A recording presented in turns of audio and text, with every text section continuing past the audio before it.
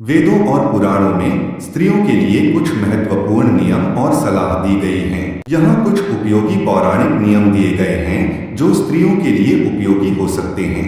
एक शिव पुराण के अनुसार ओखली, मूसल, झाड़, सिल, चक्की और द्वार की चौखट, दहलीज, इनके ऊपर स्त्री को कभी नहीं बैठना चाहिए। तो शिव पुराण के अनुसार पति की आयु बढ़ने की अभिलाषा रखने वाली पतिव्रता स्त्री हल्दी, रोली, सिंदूर, काजल आदि, चोली, पान, मांगलिक आभूषण आदि, केशों को संवारना, चोटी गूंथना तथा हाथ कान के आभूषण, इन सबको अपने शरीर से दूर न करे। 3 स्कंद पुराण के अनुसार पति से बिना पूछे जो धर्म कार्य किया जाता है वह पति की आयु को क्षीण कर देता है। 4 शिव पुराण के अनुसार स्त्री को चाहिए कि वह धोबिन, उल्टा, अधम और कलहप्रिय स्त्रियों को कभी अपनी सखी न बनाए। 5 मनुस्मृति के अनुसार मदिरापान, दुष्टों का संग, पति से अलग रहना, स्वच्छंद घूमना, अधिक सोना और दूसरे के घर में निवास करना, ये 6 बातें स्त्रियों को बिगाड़ने वाली हैं।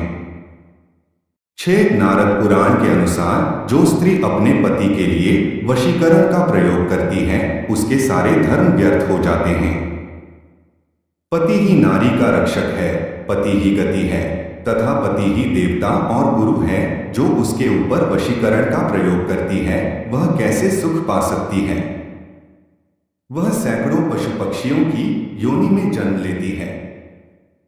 7 महाभारत के अनुसार स्त्रियों का अपने भाई बंधुओं के यहाँ अधिक दिनों तक रहना उनकी कीर्ति, शील तथा पातिव्रत्य धर्म का नाश करने वाला होता है।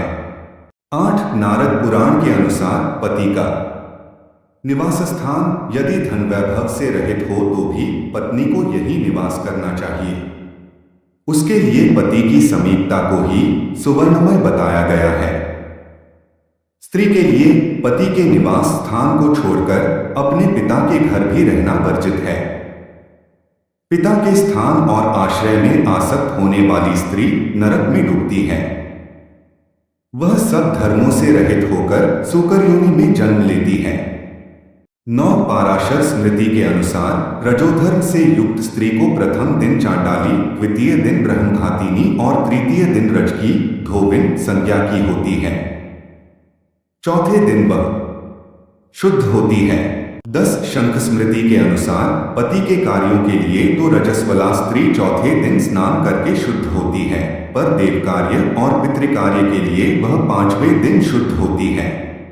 11 मनुस्मृति के अनुसार स्त्रियों के लिए विवाह संस्कार ही वैदिक संस्कार, यज्ञोपवीत, पति सेवा ही गुरुकुलवास, वेदाध्ययन और गृह कार्य ही अग्निहोत्र कर कहा गया है।